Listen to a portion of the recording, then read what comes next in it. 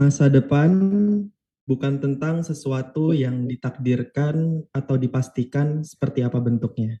Namun, masa depan adalah tentang bagaimana proses dalam pembentukannya. Dani Wahyu Munggoro. Halo semuanya, selamat datang dalam Lestarilah Indonesia. Kenalin, aku Firman dari Lembaga Alam Tropika Indonesia. Selamat datang di Lestarilah Indonesia musim ke-13. Lestarilah Indonesia merupakan program kolaborasi antara Lembaga Alam Tropika Indonesia dengan Rimak Asia. Lestarilah Indonesia merupakan suatu wadah ruang untuk berbagi ide, berbagi inovasi, berbagi pemikiran, perspektif, ataupun membicarakan, membincangkan terkait berbagai topik seperti pengelolaan hutan, pengelolaan sumber daya alam, tentunya untuk Indonesia yang lebih baik dan lestari. Hari ini, musim ke-13, Lestarilah Indonesia akan membincangkan satu tema yang beda tentunya dengan tema-tema sebelumnya. Tema yang lebih fresh dengan gue Star yang fresh juga, yaitu menjadi kreatif dalam memandang social forestry. Seperti yang kita ketahui, social forestry telah bisa dibilang booming di mana-mana. Social forestry yang diemban Latin lebih luas daripada social forestry yang menurut misi dari pemerintah seperti perhutanan sosial. Social forestry telah tersebar di seluruh Indonesia, di seluruh dunia dengan praktek-prakteknya. Dengan sekarang udah mulai muncul ide-ide inovasi yang telah muncul mulai dari berbagai produk social forestry. Gimana sih mandang social forestry itu lebih kreatif. Kalau misalnya memang udah ada kreatif, bagaimana kita memandang social forestry tersebut lebih kreatif lagi. Jadi pada kesempatan kali ini, Lestarilah Indonesia akan mengundang gue star yang sangat spesial karena masih dalam edisi khusus 33 tahun Latin dengan yang gue star yang cocok nih memandang social privacy dan gue star kreatif juga. Beliau adalah Coach Dani Wahyu Munggoro. Beliau adalah sama-sama Mas. Jadi sore ini aku pengen nih Mas untuk berbagi insight, berbagi pemikiran untuk saling berkolaborasi untuk social forestry 2045 seperti yang diimpikan Latin, Warna Kanaya Sembada 2045, Hutan Lestari, Masyarakat Sejahtera, Desa Modern dan Maju. Jadi pada sore hari ini para pemirsa semuanya dimanapun Anda berada, kita saling berbagi insight dan pemikiran tentang gimana sih Mas untuk memandang social forestry yang lebih kreatif seperti itu. Jadi kalau kita belajar ya dari kata social forestry-nya sendiri, itu kan memang ada dua kata ya, ada social, ada forestry. Yeah.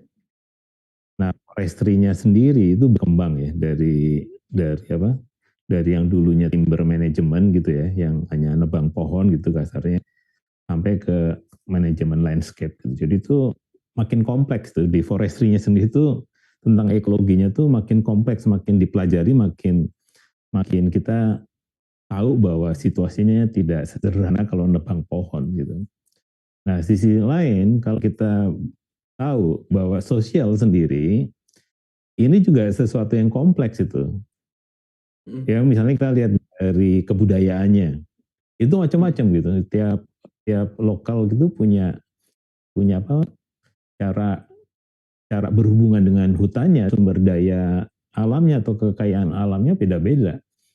Ya cara menatanya misalnya kalau kita bandingkan ya antara model pengelolaan community forestry di Kalimantan dengan di Sumatera aja udah beda tuh. Terus dengan Papua beda lagi itu. Dengan NTT beda lagi gitu. itu se-NTT-nya sendiri gitu. Satu antar pulau beda lagi gitu. Di satu pulau antar kampungnya itu juga beda lagi. Jadi ini ada dua hal yang kompleks gitu kalau ingin masuk ke social forestry. Nah, kompleks ini itu semacam simbol bahwa kalau kita ingin mendekati sesuatu yang kompleks, maka kita nggak bisa pakai cara yang biasa gitu. Itu aja sih sebenarnya kenapa kita perlu secara kreatif melihat social forestry. Karena tadi ini kompleks tuh, kalau gampang ya cuma nanam pohon gitu kan ada urut-urutannya kan. Ya, kemudian menanam apa gitu, ada stepnya gitu sederhana. Tapi kalau ini kita ngobrolin social forestry, ada dua sisi yang sebenarnya di sosial sendiri ya, itu dari nasional sampai lokal itu beda lagi tuh. Antar kementerian beda lagi gitu. Antar kementerian dengan BUMN aja udah problematik gitu. Jadi dia kompleks gitu.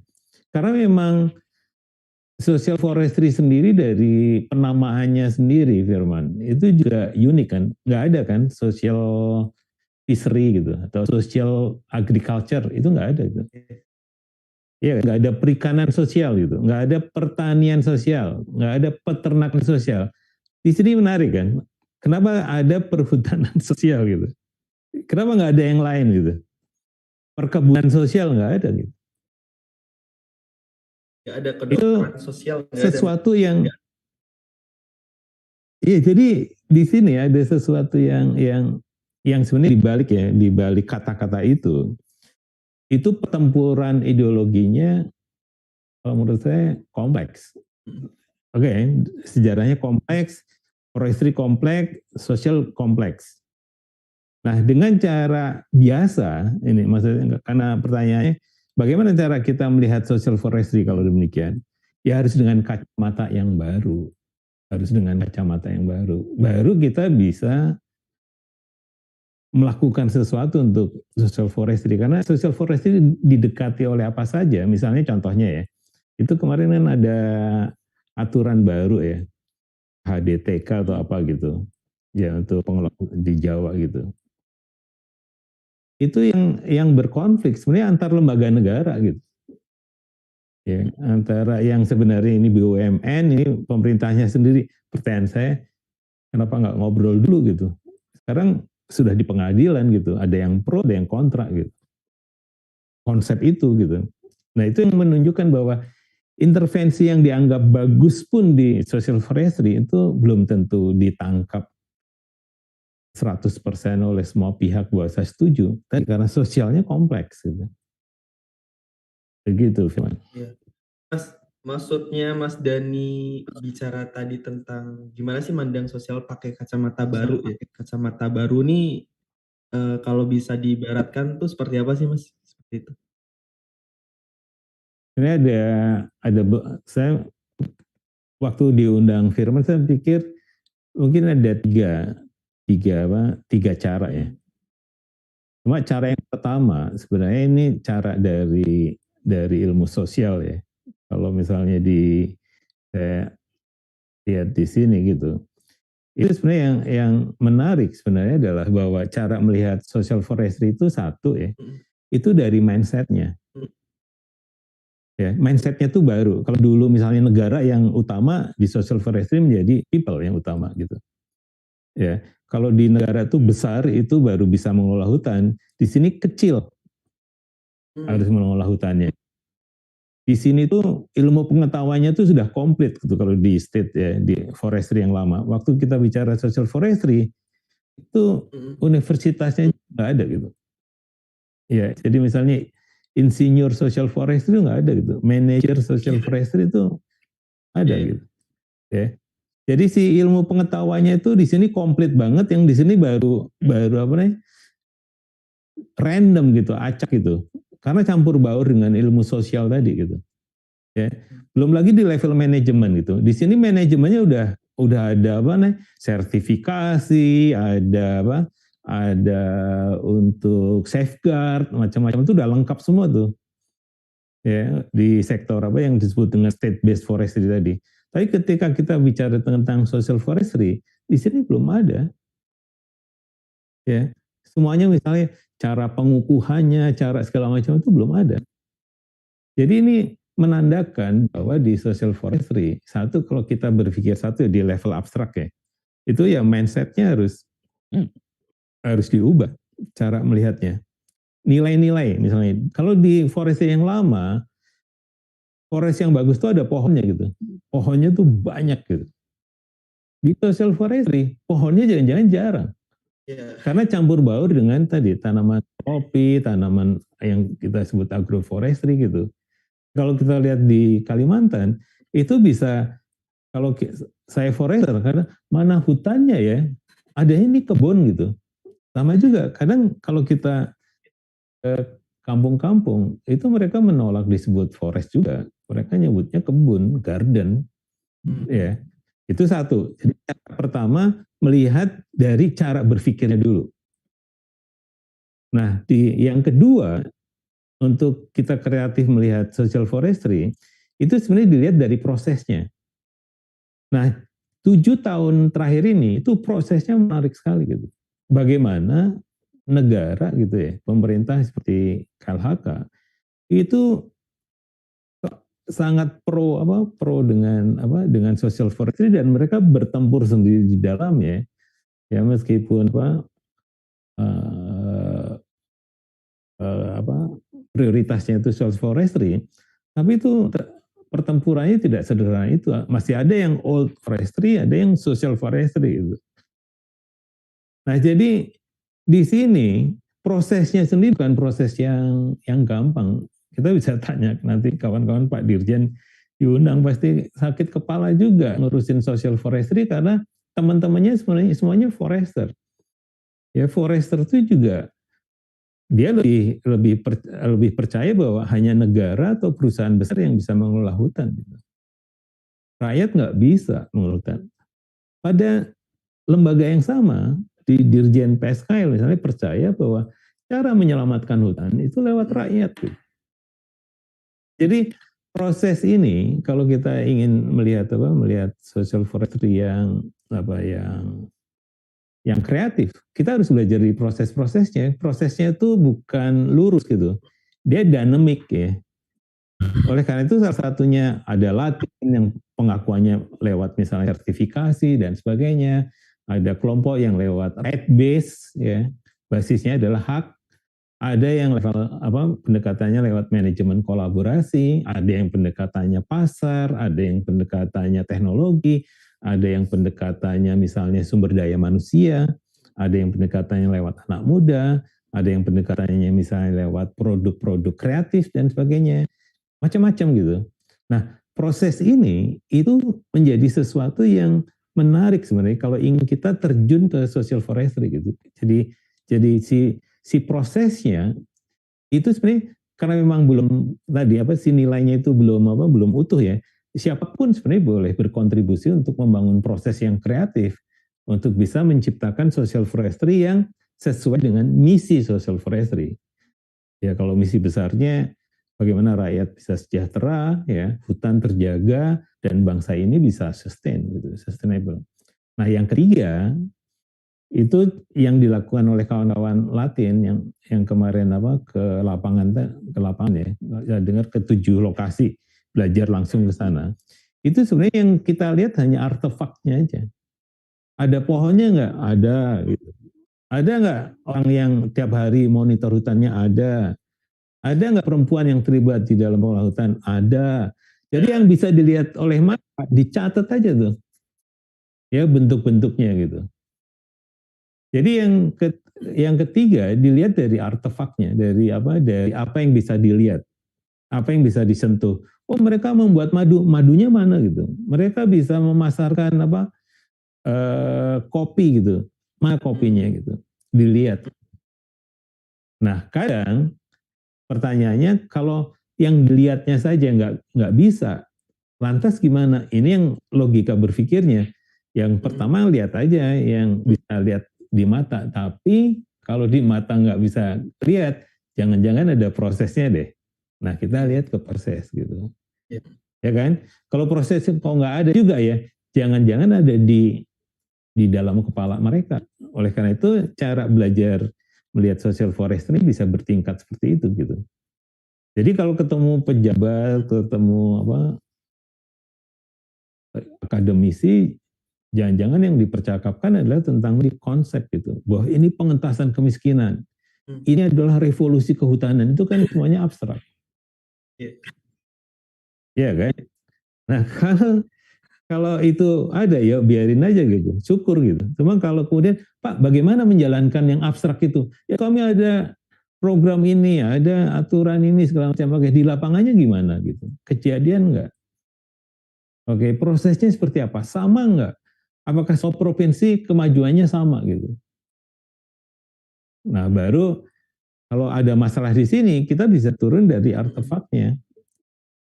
Ada nggak yang kita bisa lihat bersama-sama? Ya Pak, di sana itu kebijakannya buruk, cuma di lapangannya tuh keren banget. Boleh jadi ada juga ya seperti itu. Ya, tapi ada juga nggak mungkin deh. Selalu harus ada kebijakan. Kebijakan itu nilai ya. Ada satu proses sosial yang keren, pasti ada artefaknya yang keren. Nah, kalau tiga-tiganya keren ini, maka itu kita bisa lihat cara melihat kita social forestry secara kreatif. Jadi kalau mau melakukan intervensi silakan. Kalau saya misalnya sukanya menjadi pemikir, ya saya mengintervensi inovasinya di tataran konseptual gitu. Ya kan? Kalau saya suka untuk kerja di lapangan gitu, kerja membangun proses ini supaya maju terus-menerus, maka saya bekerja di proyek-proyek, saya bekerja langsung melakukan banyak hal di lapangan, kemudian kalau ada masalah dibicarakan kepada pihak pemerintah dan sebagainya, itu juga bisa. Nah kalau misalnya saya masih muda, saya kan nggak tahu seperti itu ya, saya di kepala langsung bikin inovasi tentang musik, bikin musik tentang community forestry, bisa juga kan. Saya bisa bikin misalnya podcast seperti ini, podcast tentang social forestry. Oke. Itu juga bagian dari cara kita memandang hutan dengan baru, karena kalau tidak terjadi percakapan seperti ini di ruang-ruang publik, community forestry atau social forestry itu sebenarnya itu tidak ada. Artinya kalau tidak ada di dunia internet, ya social forestry itu nggak ada dong gitu. Karena semua orang sekarang ya 9 jam lebih itu ada di dunia internet gitu. Kalau di sana nggak ada social forestry, ya orang bisa apa itu ya gitu. Jadi apa yang dilakukan oleh kawan-kawan di Latin, di Rimak Asia dan sebagainya itu bagian dari supaya hadir di dalam percakapan sehari-hari anak muda atau publik yang luas gitu, Firman. Iya, oke Mas, paling aku yang kayak misalkan sekarang mungkin social forestry belum jadi isu pertama ya. Permasalahannya adalah social forestry belum menjadi perbincangan utama dalam dunia maya, perbincangan hanya pada perbincangan-perbincangan mungkin para stakeholder, para aktivis, para pegiat ataupun para orang-orang yang mendampingi langsung di lapangan seperti itu, Mas. Nah, kira-kira Mas Dani, aku pengen tahu nih insight dari Mas Dani terkait gimana sih Mas cara kita tuh buat memainstreamkan kembali perbincangan-perbincangan itu. Seperti kita tahu kalau seandainya percakapan seperti ini memang sangat sangat penting untuk kolaborasi, untuk nanti menunjang SF di masa depan, seperti itu Mas. Jadi biar SF ini tuh jadi trending topik gitu Mas. Kira-kira ada nggak sih Mas yang dipikirkan untuk strategi untuk memainstreamkan kembali seperti itu? Saya kalau yang ini sebenarnya gini ceritanya ya. Ini kan kita cara untuk mempercakapkan di social forestry atau community forestry ini. Sebenarnya harus membuat saya menyebutkannya itu three horizon, ya, 3 cakrawala. Cakrawala pertama adalah cakrawala kekinian yang terjadi hari ini gitu. Ya, yang terjadi hari ini situasinya ada kebijakannya, ada pejabat selevel dirjen ya, ada juga program bantuan Bank Dunia untuk penguatan social forestry, ada lembaga-lembaga donor yang mendukung kawan-kawan OMS untuk terlibat mengembangkan kembali social forestry dan seterusnya. Perguruan tinggi sekarang juga disupport untuk bisa mengembangkan mendukung social forestry dan sebagainya. Swasta misalnya sudah juga terlibat di dalam market driven approach untuk menjadi yang mereka sebut sebagai market access player atau MAP gitu. Jadi sebenarnya kalau kita lihat sekarang tanpa harus kita ngapa-ngapain sebenarnya sedang terjadi sesuatu gitu. Ya. Nah, di situasi seperti ini yang kurang sebenarnya adalah bagaimana mengkomunikasikan itu ke publik apa yang terjadi saat ini. Nah, itu miss-nya gitu. Karena kalau kita tanya pesan apa sih pesan utamanya social forestry, itu kadang per kepala beda-beda juga ya. Dia strategi komunikasinya masih sangat terbatas gitu. Jadi seperti anak-anak atau orang-orang muda di Latin ini, itu bagian bagi saya adalah sesuatu yang paling penting untuk mengkomunikasikan apa yang terjadi saat ini. Ya, kalau ada ketegangan diinformasikan, kalau ada yang bagus diinformasikan dan seterusnya. Karena orang juga sama ya, kalau misalnya seolah-olah community forester itu baik-baik saja, itu juga publik nggak menarik gitu. Kan kalau ada dramanya itu menarik sebenarnya. Itu yang sebenarnya harus dilakukan untuk si perhutanan sosial gitu. Ya, ada yang demo, ada segala macam, itu bagian dari proses, nggak ada masalah ya, kalau menurut saya sih. Karena memang supaya orang makin banyak ngobrol seperti misalnya sepak bola Indonesia kan, baru ada korban segala macam, baru ada percakapan tentang tata kelola stadionnya, tata kelola supporternya dan sebagainya gitu. Kemana aja selama ini gitu, ya.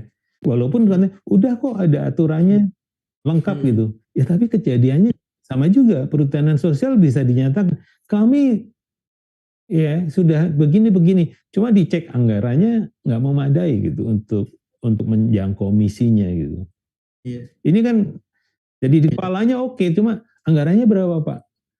Itu bisa jauh dari yang dibutuhkan kalau memang ngobrol bahwa social forestry itu prioritas. Iya, mana anggarannya gitu, nggak ada. Iya kan? Nah, di bagian ini itu teman-teman harus mengkomunikasikan terus-menerus supaya percakapan social forestry dari pinggiran ke mainstream gitu. Ya tadi drama-dramanya ini yang harus dimulai. Jadi kalau dalam teori gerakan itu ada yang namanya karena narasi besarnya belum ada, maka yang bisa dilakukan oleh kita semua sekarang itu adalah melakukan yang namanya story of self. Jadi story tentang tadi orang-orang yang sudah melakukan social forestry itu diceritakan gitu loh.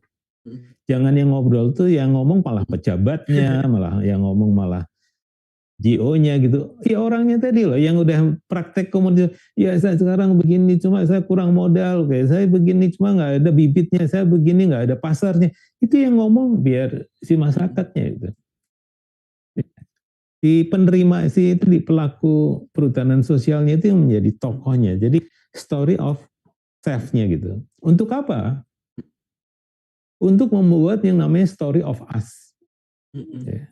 Story dari community forestry itu mau kemana? Supaya ceritanya tuh ada. Kalau sekarang kan, pembukaan acara ini, pembukaan ini, penyerahan ini, segala macam, itu kan nggak ada ceritanya. Ya, itu harusnya dibuat oleh kawan-kawan di Latin supaya menyuarakan tadi suara pinggiran menjadi mainstream. Yang pertama. Jadi gimana caranya yang sekarang sudah ada itu dikomunikasikan. Kalau bayangan saya itu yang lemah di situ aja sih. Nah, yang kedua itu adalah memperkuat kelompok-kelompok pemimpi. Kelompok pemimpi itu kelompok-kelompok Latin tuh yang bikin Wakanda 2045 segala macam-macam itu. Jadi itu kontrasnya. Kalau tadi ngobrolin hari ini, itu harus ada kelompok lain yang membicarakan tentang masa depan. Yang dianggap nggak masuk akal tuh itu benar. Karena dunia ini sebenarnya dibangun oleh orang yang nggak masuk akal. Kalau yang masuk akal sih nggak terjadi apa-apa. Ya harusnya yang aneh-aneh. Jadi kalau yang aneh-aneh itu banyak, itu yang menciptakan dunia. Siapa yang bisa bikin handphone? Karena aneh gitu. Siapa yang bikin Google? Oh aneh. rata-rata malah keluar apa nih istilahnya itu apa sih itu drop out dari kampusnya itu kayak Steve Jobs gitu itu drop out. Jadi orang yang aneh gitu, yang apa, yang menciptakan dunia seperti ini gitu.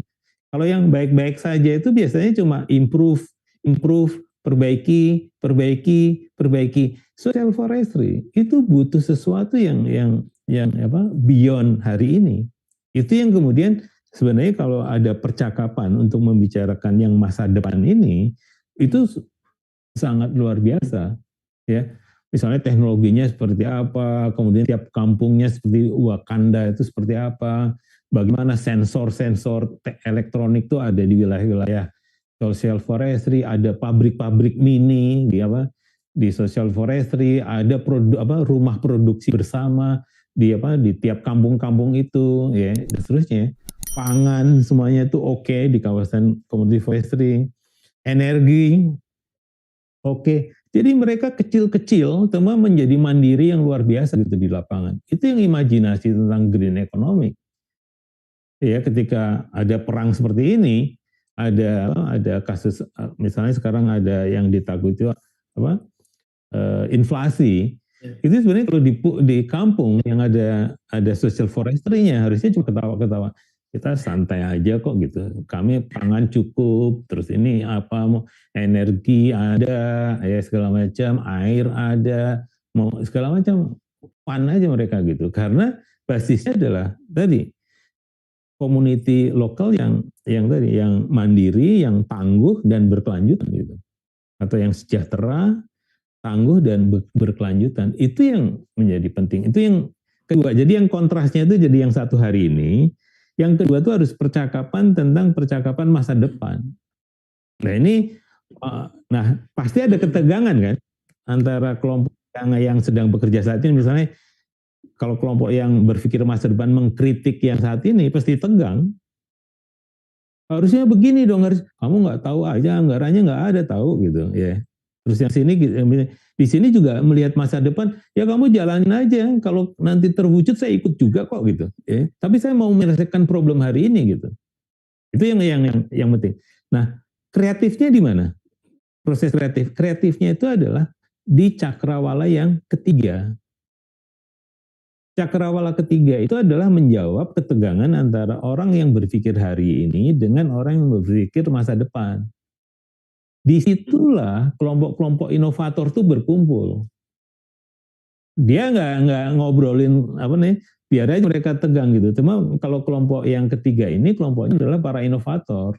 Jadi kalau kelompok dua tadi visioner, ya kelompok yang hari ini praktisi. Nah ini kelompok yang ketiga itu adalah kelompok-kelompok inovator.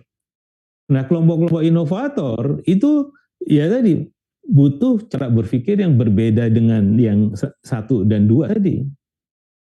Ya, beda cara berpikirnya. Karena dia mencari opportunity, mencari peluang-peluang untuk bisa menjawab tadi mimpinya ketemu yang sekarang lagi praktisi nggak merasa terganggu juga gitu, nggak recokin.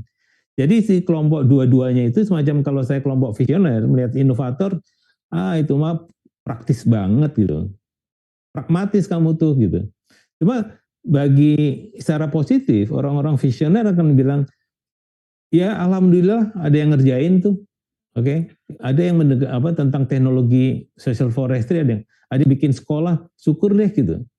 Tapi bagi kawan-kawan yang ada di praktisi sekarang, yang ada yang mengalami juga ketegangan target macam-macam, juga merasa, oke, walaupun kamu gangguin gua, cuma saya melihat secara positif bahwa inovasi itu akan membantu kita pada saat apa yang kita lakukan ini mentok gitu. Ya, jadi kelompok inovator ini kelompok yang ketiga nih, ya kelompok tiga inilah yang sebenarnya cara berpikirnya tadi inovatif itu antara kreasi dan aksinya dijadikan satu kan. Jadi model-model kolaborasi, model-model apa itu terjadi di sini, ya kolaborasi, kemudian design thinking segala macam itu ada di wilayah ini karena merasa bahwa tadi yang visioner hanya ngomong doang gitu kan, ya nggak tahu caranya juga, hanya punya pikiran maju ke depan. Tapi di sisi lain, kelompok praktisi juga merasa bahwa kok saya nggak maju-maju ya gitu. Kok hanya begini-begini saja sih social forestry-nya gitu. Nah, kelompok inovator ini yang kemudian akan tadi dia bikin terobosan gitu. Ya, baik secara konsep, secara proses maupun secara produk gitu. Itu Firman. Ya, oke Mas Deni. Ini ngomong-ngomong masa depan nih Mas Deni, sebenarnya kalau dari sekarang tuh apa aja sih Mas yang bisa kita tata gitu ya? Misalkan tadi ada kelompok-kelompok kayak ada inovator, ada praktisi, ada kayak orang yang visioner.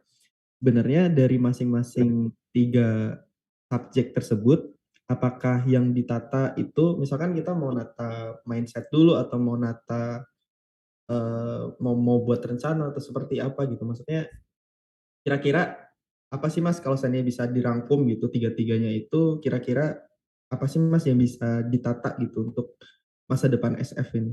Apakah berbeda satu sama lain atau emang sebenarnya yang ditata nih satu gitu, satu faktor yang sama seperti itu? Kalau sebenarnya gini ya, Fir ya, situasinya kan begini ya, bahwa ada satu Mhm, mindset yang menyatakan bahwa sebenarnya situasinya itu baik-baik mhm, saja. mhm, Oke. Baik-baik saja itu sebenarnya sistemnya ada, kebijakannya ada, orang yang melakukan itu ada, tinggal kerja aja kok gitu. Karena tinggal kerja saja, maka sebenarnya yang diproduksi itu aturan-aturan gitu. Ya, misalnya SOP, prosedur, bagaimana memperoleh PS, prosedur untuk kerjanya pendamping, prosedur untuk memperoleh apa dana dari bank dan sebagainya gitu. Bagaimana caranya meningkatkan ini, meningkatkan itu dan sebagainya. Jadi yang kalau situasi di mindsetnya berpikir bahwa situasinya baik-baik saja, maka yang dilakukan adalah improvement. mmm, Nah, kalau sifatnya improvement, perubahannya incremental, mmm, ya hanya naik sedikit-sedikit itu. Jadi itu yang dihadapi oleh tim kawan-kawan di KLHK, itu kerjanya tuh bukan mereka males ya. Kerjanya itu kalau saya lihat deh sampai jam 12 malam, jam 1 pagi gitu untuk verifikasi segala macam gitu. Tapi kok nggak nyampe yang target gedenya itu gitu, yang 12,7 juta hektar itu. Ya tadi, karena cara melakukannya, saya punya uang segini, saya bisa selesaikan segini gitu. Nah, cara mengatasi misalnya keterbatasan anggaran, tapi targetnya gede, kan ini perlu satu cara berpikir baru, cara kerja baru gitu. Itu yang difikirkan oleh kelompok inovator tadi. Kelompok inovator itu yang selalu berpikir gimana ya caranya. Kalau memang nggak ada uang kita pakai apa dong? Cara untuk bisa mempercepat wilayah itu gitu. Ada nggak skema yang lebih cepat dibandingkan yang ada sekarang dan sebagainya gitu. Nah, jadi yang di sini kalau hanya baik-baik saja, semangatnya itu pada akhirnya sebenarnya ingin mengontrol bahwa sistem yang sudah ada itu bisa bekerja dengan baik. Nah, saya cenderung berpikiran bahwa situasinya sebenarnya nggak baik-baik saja. Karena situasinya nggak baik-baik saja, namanya kan chaos. Diintervensi ini nggak bisa, diintervensi ini nggak bisa, diintervensi ini nggak bisa. Ya, berarti kan harus ada treatment yang baru gitu. Ya, karena situasinya sebenarnya disorder. Disorder itu ya chaos tadi. Kalau chaos diterus-teruskan, dia jadi chemos. Chemos itu artinya dia mati. Yes. Jadi social forestry itu kalau misalnya ini udah chaos ke sana, jangan-jangan ya misalnya Jokowi turun, itu bisa bukan program prioritas, ya bisa turun menjadi program biasa aja gitu. Itu yang dikhawatirkan banyak orang gitu. Nah, jadi di sini sebenarnya pada saat kita melihat ya sistemnya itu adalah chaos, maka disinilah letaknya para inovator. Nah, disinilah kita butuh change maker. Kita butuh para inovator muda dari teman-teman muda gitu. Ya, ini yang sebenarnya dilakukan oleh sore. Jadi menemukan anak muda untuk berani melakukan inovasi tadi karena situasinya chaos gitu. Ya, misalnya contohnya kalau di ekonomi tadi kan terbukti ya bahwa ternyata hampir 90% tuh wilayah-wilayah perhutanan sosial itu kan tidak dikelola secara wilayah secara bisnis UMKM yang bagus kan. Mereka cenderung membiarkan gitu, tetapi menjaga gitu. Nah, situasi ini kan menandakan bahwa ada situasi minimalis di lapangan. Orang menyebutnya misalnya ultra mikroekonomik gitu. Nah, kalau situasinya ultra mikroekonomik, coba bayangin. Itu kan berarti inovasinya harus apa? Revolusioner sekali gitu. Ya kan? Dia tidak bisa mikro. Mikro tuh masih dikasih uang 500.000 atau kasih apa 1 juta, dia bisa cari yang dibantu apa, kalau Jokowi ke lapangan itu apa, bantuan tunai langsung itu 100 juta gitu kan. Itu artinya kalau dikasih uang itu kemudian bisa bergerak, dia mikro gitu. Kalau ini ultra mikro, kali kebutuhannya cuma 50.000, mungkin ada cuma 100.000 gitu. Nah, kelompok ini itu ada di social forestry, karena yang menerima social forestry itu kan pasti yang termiskin di desa, yang termiskin di kampung kan. Kalau enggak kan enggak dapat skema pembangunan yang lain, misalnya menjadi entrepreneur atau menjadi bisnis ya. Itu kan semua kementerian banyak salurannya kan. Kalau menerima tanahnya negara, itu kan tanahnya memang tanah untuk tadi miskin, tua gitu. Ya. Kemudian pendidikannya relatif rendah gitu ya. Dan sebenarnya tidak punya kapasitas lagi untuk apa? Di-upgrade apapun gitu. Jadi kalau situasinya seperti ini, maka diperlukan satu terobosan intervensi yang yang luar biasa. Salah satu contoh ya, misalnya dulu ada di Thailand ya, waktu dulu kan banyak belajar ke sana ya untuk community forestry. Ada satu inisiatif dari raja, itu dia ada dua apa, caranya sebenarnya adalah bahwa sejenis social forestry itu sebenarnya suratnya itu hanya artinya kamu tuh akan dapat pensiunan sebagai petani gitu. Karena udah miskin kan. Jadi nah, kartunya adalah kamu akan terima 500.000 sebulan gitu. Sebagai tadi tolong jagain hutan ya supaya hutan tuh nggak lebih rusak lagi gitu. Tetapi waktu izin itu ada di desa, kan banyak anak-anak muda nganggur di desa, tapi kurang lahan kan. Jadi yang bekerja di sektor kehutanan itu anak-anak muda. Jadi apa yang terjadi? Social forestry memecahkan dua masalah, masalah lapangan kerja dan masalah lansia yang nggak ada kerjaan. Jadi harus ada inovasi yang sejenis itu gitu, menyelesaikan. Jadi dia bukan menyelesaikan tentang hutan saja, tapi harus menyelesaikan beberapa masalah sosial yang dihadapi di desa itu. Hanya entry point-nya atau support-nya itu dari social forestry. Nah, hal-hal semacam itu baru ditemukan kalau mindset kita menyatakan bahwa situasinya adalah chaos gitu. Nah ini tinggal kalau situasinya normal, ya buatlah kebijakan, buatlah panduan, itu pasti jalan lah. Nah kalau melakukan itu tidak jalan-jalan, maka diperlukan terobosan-terobosan. Nah terobosan itu harus dilakukan oleh change maker. Nah peluang change maker itu ada di kaum muda kan. Ya. Jadi di sini sebenarnya pentingnya bagaimana sebenarnya energi muda ini itu dijadikan change maker di social forestry. Nah, idenya bisa macam-macam sebenarnya. Mulai dari apa? Menyediakan pupuk, menyediakan bibitnya, mengelola pemanenan, ya, mendistribusikan hasil, mengolah hasil, branding, bikin apa? Toko di apa kota kabupaten untuk produk-produk social forestry misalnya, ya, membangun sistem informasinya, meningkatkan kapasitas apa anak-anak penerima PS, banyak intervensinya. Nah, itu biayanya dari mana? Nggak ada. Itu harus ada gerakan, harus ada gerakan untuk support itu gitu. Nah, itulah yang sebenarnya arena untuk melakukan inovasi sosial. Ya. Jadi karena di sinilah yang kita butuhkan, karena para inovator yang dibutuhkan memang anak-anak muda yang tadi bukan yang reasonable gitu, tapi unreasonable, yang Reasonable. aneh-aneh gitu, aneh-aneh. Jadi sebenarnya saya kadang kalau cari di seseorang itu yang cari yang aneh dulu.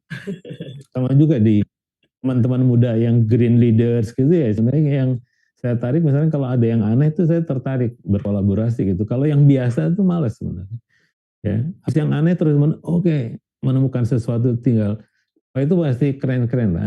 Nah sekarang saya lihat banyak pihak melakukan gerakan ini ya. Tinggal tapping ke social forestry-nya gimana, karena mereka biasanya masih ke UMKM gitu. Ya kalau misalnya bisa di tapping oleh sistemnya social forestry, wah itu gerakan yang sangat luar biasa, man. Itu man. Mas Dani, Mas aku pengen dapat insight lagi, misalkan aku memposisikan jadi salah satu anak muda di salah satu desa, di mana desa saya itu adalah kawasan sosial forestry. Aku pengen jadi seorang change maker, yang pengen aku mungkin jadi orang satu-satunya yang uh, anak muda yang care pertama terhadap pengelolaan sumber daya ataupun social forestry di desa-desa. Kira-kira langkah apa sih Mas yang harus aku pikirkan terlebih dahulu, atau aku harus harus ngapain, aku harus bantu ini dulu atau aku harus mikirin ini dulu? Kira-kira langkah yang terstruktur bagi aku yang pengen jadi change maker untuk diri aku sendiri dan untuk desa aku tuh gimana Mas? Jadi change maker tuh sebenarnya niatnya jadi petualang ya. Seperti kita mau naik gunung gitu. Atau kita mau bersepeda ke keliling pulau gitu ya. Jadi dasarnya sebenarnya adalah petualangan tuh. Jadi saya pengen berpetualang gitu. Nah seorang petualang itu selalu dimulainya kan dengan rasa kan. Rasa itu maksudnya apa? Rasa itu maksudnya adalah panggilan. Tiba-tiba saya misalnya melihat sampah banyak gitu. Terus, oh ini ganggu saya ya. Nah itu panggilan tuh. Ya, si anak muda itu gak sama gini. Kok kampung saya hutannya jadi rusak gitu. Kok ada banjir ya di tempat saya. Dulu nggak ada gitu. Nah itu panggilan tuh. Jadi yang anak-anak muda ini yang paling penting yang pertama adalah tadi sesegera mungkin menemukan panggilan tadi. Orang menyebutnya suara jiwa. Apa yang paling memanggil itu? Apakah di pembibitannya misalnya, ya? Apakah di perawatannya? Apakah di teknologi pengolahannya? Apakah di pemasarannya gitu? Macam-macam kan? Ya, supportnya gitu. Apakah misalnya di risetnya? Ya, apakah di legalitasnya gitu, proses legalitasnya. Jadi banyak arena yang. Nah, pertanyaan kan anak muda biasanya yang saya lakukan adalah ceritakan apa yang sebenarnya kamu suka. Yang kamu sukai sehari-hari itu apa? Apa yang kamu nggak suka? Itu yang harus dieksplor ya. Supaya anak-anak muda itu tahu, oh saya suka begini misalnya saya suka kalau menanam gitu ya. Karena misalnya di Kanada itu menanam pohon tuh kayak pekerjaan bergengsi untuk anak muda gitu. Anak muda itu nggak merasa keren kalau belum nanam pohon gitu. Ada juga gitu loh. Ya jadi ini rasa namanya. Jadi dari masa lalu atau masa sekarang apa yang paling memanggil? Apa panggilan yang ada di kepala? Itu yang harus ditemukan oleh anak muda ini. Ya. Nah yang kedua setelah panggilan itu hadir, sebenarnya biasanya anak-anak muda itu ragu-ragu, kayak menolak gitu. Nggak ada uangnya, gitu misalnya. Pesimis dulu Mas biasanya. Iya, gitu. Pesimis ya, itu pesimis gitu. Nah, untuk mengurangi pesimis ini, kita masuk ke ada 5 R kan. R pertama tadi rasa gitu. Rasa. Nah, di R yang kedua rasa itu kan panggilan kan. Ya, panggilan itu ragu-ragu. Nah, di R yang kedua itu raih. Raih itu adalah oke, kalau gitu sebenarnya kamu pengen pengen jadi apa sih gitu. Pengen bantu siapa gitu. Pengen mewujudkan apa gitu. Contohnya kan kalau petualang gitu kan, saya pengen naik Gunung Bromo atau saya pengen naik Semeru gitu. Waktu bisa nggak ya? Loh, kenapa? Nggak ada uang gitu. Terus ya gue ajak teman-teman nggak ada yang mau, cuma sendirian saya yang mau gitu. Oke. Itu kan tadi resisten tapi ada kemauan untuk mencapai sesuatu kan. Nah, mencapai sesuatunya itu sesuatu yang tadi kadang anggapnya mustahil gitu lah. Ya. Saya pengen bikin perusahaan desa gitu. Saya pengen perusahaan rumah produksi anak muda yang mengolah semua produk dari kawasan social forestry gitu. Atau saya pengen bikin social forestry bambu misalnya. Dan seterusnya gitu. Nah, ini tadi mimpinya apa? Impian si anak muda. Jadi apa yang pengen diraih? Itu yang kedua. Nah, kalau bisa sebenarnya yang disebut impian itu harus bentuknya visual. Tapi visualnya itu bukan tunggal ya. Visualnya itu mozaik gitu. Ya, gambarnya apa aja sih yang pengen kamu bikin? Oh, saya pengen ntar ada pensiunan untuk petani, terus apa lagi? Ya, anak-anaknya gitu. Pokoknya mozaik semacam itu.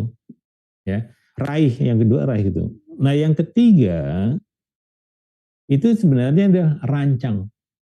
Kalau sudah punya impian dan juga tadi punya passion tadi, si rasanya udah aktif, makanya yang ketiga sebenarnya rancanglah. Gitu. Rancanglah itu caranya adalah tadi salah satunya pakai design thinking. Ya, merancang tuh kayak gambar gitu ya, gambar kalau tadi kan gambar besarnya ya kan.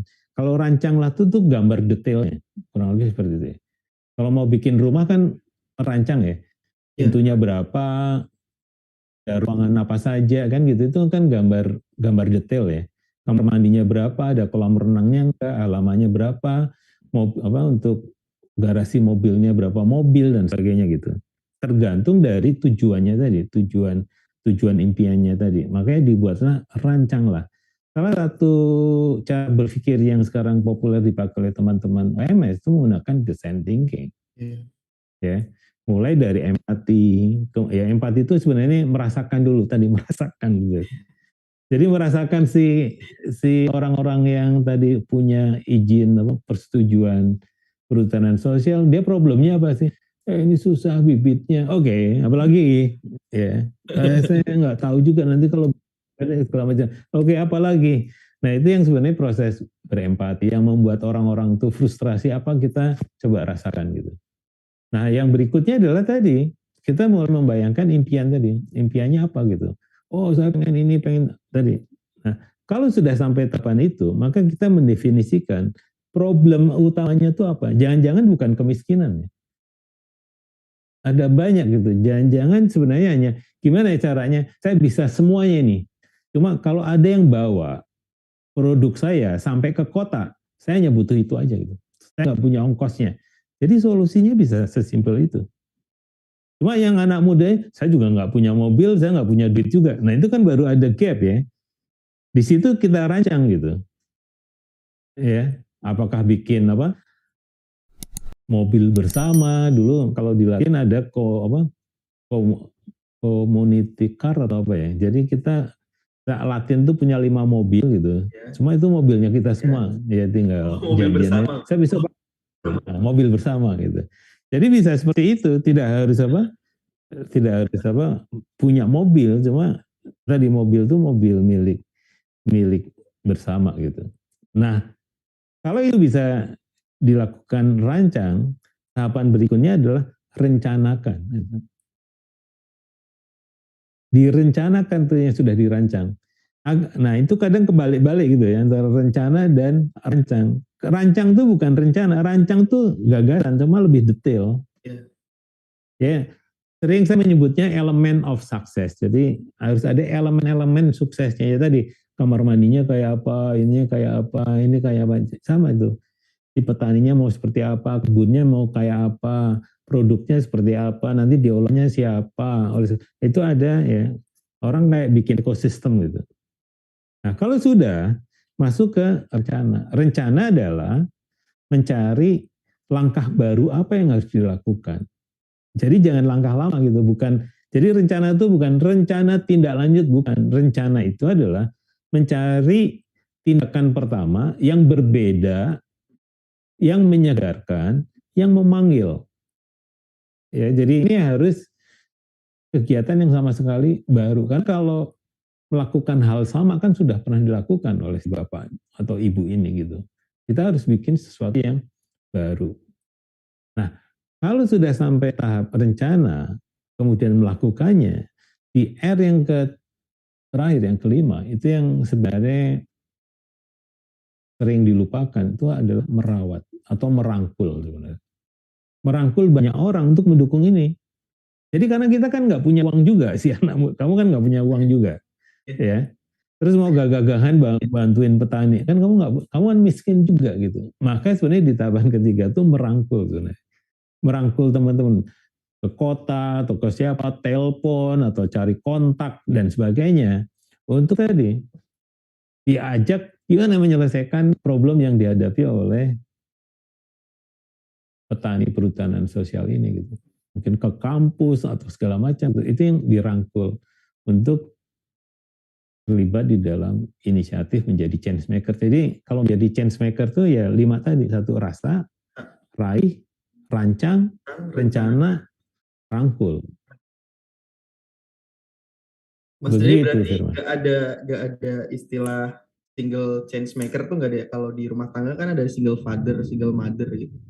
Jadi kalau di change maker tuh nggak ada change maker yang misalkan aku di desaku aku mau jadi change maker yang aku sendiri, aku nggak mau, aku misalkan bukan nggak mau, misalkan aku belum kepikiran untuk kolaborasi dengan siapa karena nggak ada tempat untuk berkolaborasi ataupun aku belum menemukan gitu.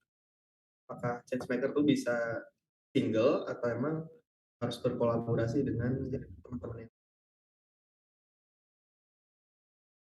Oke, sebenarnya yang ingin saya share ya, itu gini, sebenarnya ada dua aliran juga sebenarnya.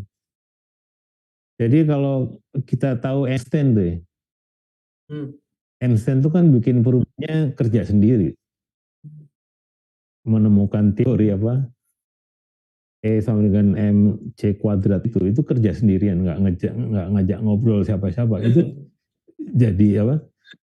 Jadi sesuatu juga gitu.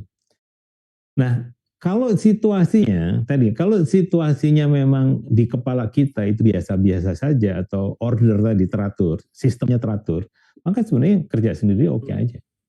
Kalau Anda yakin itu gitu. Cuma kalau situasinya chaos, risikonya tinggi. Padahal perubahannya gede gitu. Maka kalau dari awal nggak berteman sama banyak orang, nggak bisa. Jadi change maker itu sebenarnya salah satu nilainya tuh mereka adalah terbuka untuk berkolaborasi. Ya, jadi ada yang namanya kalau di lembaga saya ada yang pertama tuh connect gitu. Tadi dirangkul tuh ya, dirangkul tuh ada connect dulu. Ya. Kalau sudah connect itu berkolaborasi. Untuk apa? Untuk change gitu. Karena kalau sebuah pekerjaan bisa dilakukan sendiri, artinya sebenarnya itu pekerjaan itu dampaknya pasti kecil. Itu aja. Kalau pengen punya impact yang besar, itu prasyaratnya dari mulai punya ide aja kita berkolaborasi. Dari mulai di kepala ya. Di kepala tuh punya ide, saya pengen begini. Ngobrol, gua punya ide gini gitu. Punya ide begini. Itu diajak ngobrol. Ide lo udah ketinggalan zaman. Oh ya, apalagi ya. Jangan-jangan dengan cara itu udah menemukan ide yang orisinal lagi gitu karena dibully gitu. Gitu kok inovasi sih gitu. Itu di kampung sebelah udah ada gitu. Oke. Nah, itu yang menjadi penting sebenarnya adalah bahwa berkolaborasi itu bagian dari perubahan sistem di dunia yang makin terbuka tadi. Risikonya makin besar. Ya. Misalnya bikin startup aja, itu kan yang sukses cuma 1%. Ya, dari ribuan tuh paling ya 100, ntar 30, ntar 20, yang bertahan 2 gitu. Banyak gagalnya, Oleh karena itu kalau resikonya diambil sendirian, dia habis sejak awal gitu.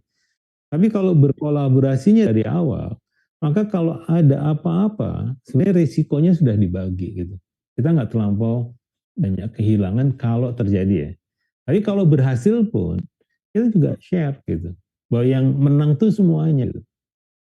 Itu semangatnya sebenarnya di dalam konteks kolaborasi, itu adalah bahwa kita menang sejak awal gitu. Bukan pada saat di akhir ya udah hampir finish itu kita ngajak teman, ikut dong gitu. Wah, kita agak kuat juga tuh kalau udah hampir apa, kayak apa main bola gitu mau terus ayo ya ikutan yuk ngegolin nendang bareng malah nggak gol gitu. Iya. Gitu Oke Mas Denny. Firman. Mas, kalau seandainya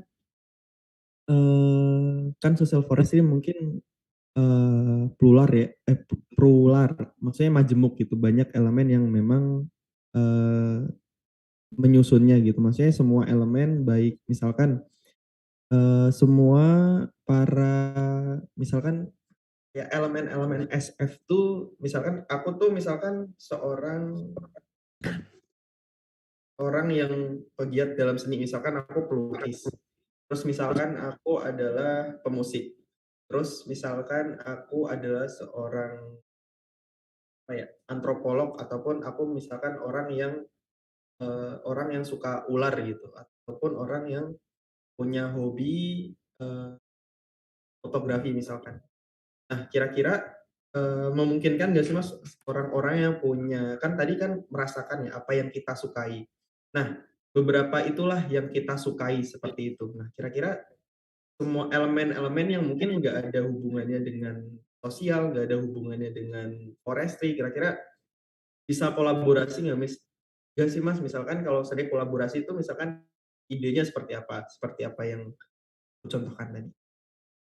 Ini justru kelemahannya social forestry sebagai sebuah program.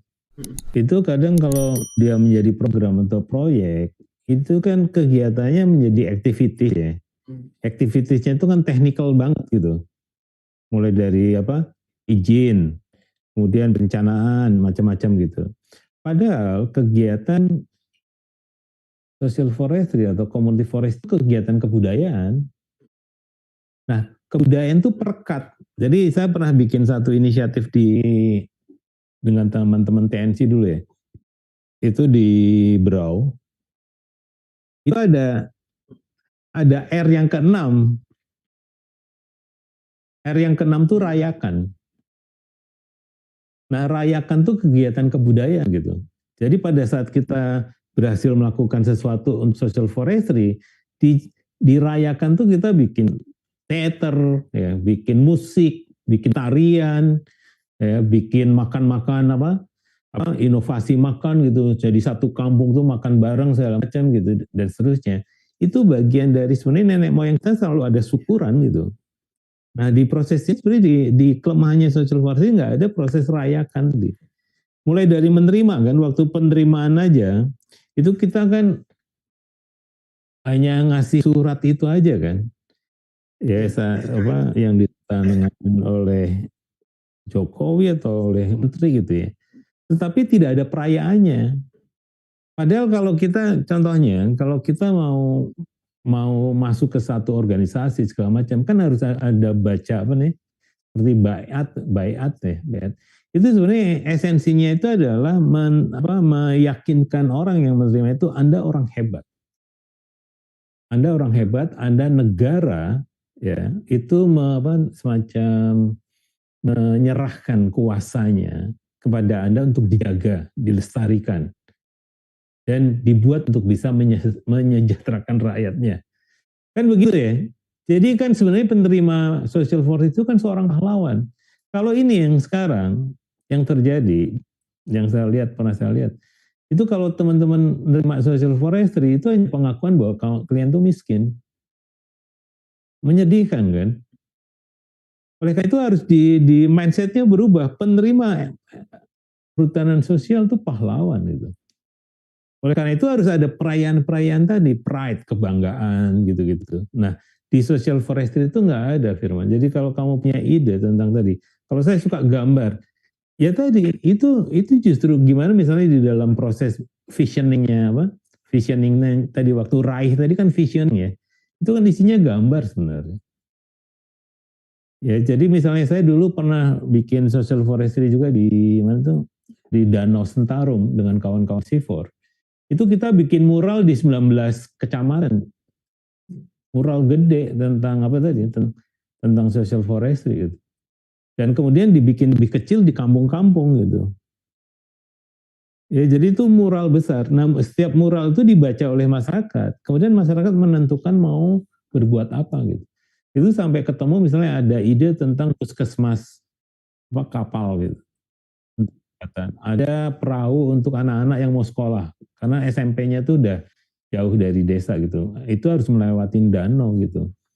Jadi dibuat perahu semua. Jadi inovasinya itu justru saweran dari mosaik gambar yang ada di visual itu. Jadi yang sering lupa di dalam inisiatif-inisiatif yang sifatnya programnya pemerintah itu kadang tidak membangun yang namanya perubahan sistemik di komunitas. Nah, perubahan sistemik itu baru terjadi kalau juga diinstal kebudayaannya. Kebudayaan kan ada seni ya, ada kuliner, ya kan? Ada apa tuh yang ada seni tanpa benda atau apa ya itu. Jadi ada tarian, ada bahasa. Kan setiap social forestry itu bahasa baru. Di masyarakat itu kan nggak tahu apa sih social forestry, kan nggak tahu definisinya. Cuma tahunya surat aja. Saya pernah loh di satu kabupaten pas terima surat itu ditanya, Pak ini surat buat apa sih Pak? Ya ampun, lo yang minta social forestry siapa kok Bapak nanyain. Jadi ada seolah ada gap juga gitu di situ. Karena tadi tidak dirayakan. Dia gagal diubah menjadi bahasa kebudayaan. Social forestry seolah bahasa kampus gitu kan, bahasa langitan gitu. Yang kemudian ketika ditransfer ke sebuah kebudayaan, dia sebenarnya belum klop, harus diterjemahkan ke bahasa-bahasa lokal atau bahasa-bahasa budaya. Jadi bagi yang kelompok-kelompok misalnya punya teknologi misalnya, saya pengen bikin aplikasi untuk ya tadi harus dicocokkan dengan kebudayaannya si masyarakat tadi. Sehingga kalau coba bayangkan ya kalau social forestry tadi Anda bikin dari mulai rasa sampai kerayakan. Tentu tiap tahun ada perayaan di kampung itu.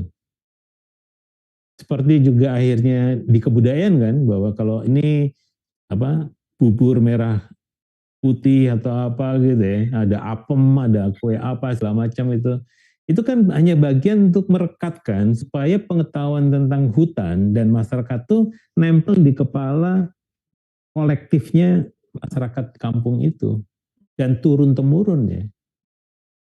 Nggak hanya ada yang di peserta proyek, ini yang harus hati-hati. Jadi kalau social forestry dia proyek, itu juga akan berhenti, dia akan berhenti. Dia harus menjadi kebudayaan ya, kebudayaan perhutanan sosial. Nah baru itu akan menjadi kekuatan yang luar biasa. Tadi kalau kita bicara 2045, nanti akan ada dua gardan gitu. Yang satunya tuh gardan community, yang satunya gardan private sector ini. Kalau sekarang kan private sector, iya kan? Nah, nanti itu akan ada community sector. Nah, community sector inilah yang akan saling mengimbangi alam yang lebih balance gitu dibandingkan diserahkan ke private sector. Itu Fir. Mas, berarti semua orang bisa jadi change maker ya? Maksudnya dalam apapun latar belakang dia, apapun yang dia rasakan tuh sebenarnya berbeda gitu. Apapun yang dirasakan sebenarnya orang bisa jadi change maker ya? Bisa. Wong itu kamu suka motret cuma akar tiap hari dipotretin itu aja bisa jadi change maker. Ya, saya ahli akar gitu. Wah ini akar gitu. Ya jadi sebenarnya kesukaan pada misalnya kemarin yang ada kawan-kawan dari Yayasan Bambu Lestari itu mereka berkolaborasi sama desainer sepeda gitu. Yang sudah bikin sepeda bambu. Ya kan? Jadi sekarang bambu itu ketika sepeda ini dibawa ke Flores, ternyata anak-anak di Flores itu nggak kenal sepeda, belum pernah naik sepeda. Jadi takut gitu naik sepeda itu belum bisa gitu. Padahal itu ingin cerita bahwa ini sepeda itu dari bambunya kalian loh gitu. Nah itu kan tadi yang disebut kalau nggak dirayakan ya, bahwa saya bikin kopi misalnya, saya pernah juga ada satu kampung di social forestry aja menghasilkan kopi. Nah waktu datang ke rumah itu yang disuguh itu kopi kapal api yang ada merek itu. Loh kenapa nggak kopi yang dibilang itu kopi kampung Pak? Ini kopi Bapak kan dari kota, minumnya bilang harus kopi kota gitu kan, itu aja. Atau ada banyak misalnya saya baru berapa bulan ke sebuah kampung dingin kampungnya gitu, itu bikin kopi, belajar dari barista di kota. Apa yang terjadi waktu kopinya itu ditaruh itu kan dingin banget ya, 2500 di atas permukaan laut. Jadi belum sempat aja diambil ke ditaruh di meja, kopinya udah dingin. Jadi si pengetahuan tuh nggak cocok buat bikin kopi. Kenapa sih nggak kopi tubruk aja gitu dibikin dia apa segala macam terus dikasih di termos gitu ya, termos kecil-kecil supaya tetap panas. Ini ditaruh di cangkir karena pengen kayak kafe di kota kan, dikasih di cangkir. Ya kena angin dingin, nggak pernah panas tuh kopi di kampung itu satu gitu. Itu contohnya. Sebenarnya karena tadi ketika kita bicara tentang community forestry, kita bicaranya tekniknya saja, padahal ada kebudayaan yang melekat. Nah, kebudayaan community forestry-nya ini yang belum digarap. Nah, sebenarnya ada dirjen kebudayaan yang dulu saya pernah terkoneksi itu antara dirjen kebudayaan dengan dirjen perhutanan sosial gitu untuk kolaborasi. Itu yang harusnya dikuatkan lagi. Jadi itu di kebudayaan itu menjadi kolektif intelligence-nya social forestry. Itu diingatnya itu di dalam kebudayaan. Nah kalau ini nggak ada, maka community forestry hanya jatuh sebagai kegiatan praktis biasa yang sebenarnya bukan menjadi gerakan ya. Itu hanya kegiatan orang per orang atau kelompok per kelompok.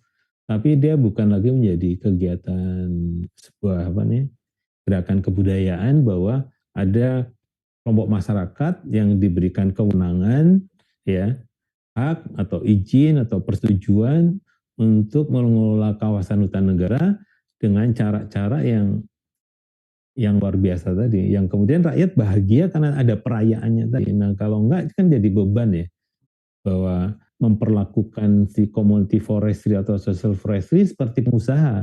Jadinya jatuhnya UMKM yang tadi. Jadinya itu yang hubungannya jadi hubungan sangat business to business gitu. Padahal ini relasi di community forestry melampaui itu. Itu Kak Firman. Oke Mas. Mas, mari kita coba simak di komentar YouTube dari Studio Latin. Apakah ada pertanyaan dari teman-teman? Oke Mas, ini ada dari Widya Maulida Prikel.